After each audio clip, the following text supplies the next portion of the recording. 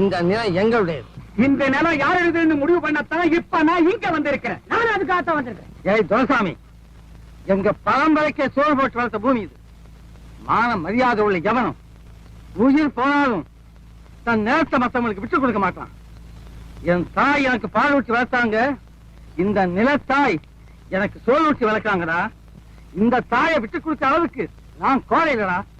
ஒரு பிடி மண்ணுக்காக எந்த தியாகத்தையும் செய்கிற பரம்பரையில வந்தவன் தானா? ஏய், 100 என்ன 1000 என்ன லட்சம் பேரை கூட்டி வந்து படம் எடுத்தாலும் இந்த மண்ணில இருந்து என்னை பிரிக்கவே முடியாது. என் ரத்தம் வடிஞ்சா இந்த மண்ணெல்லாம் கலக்கும்.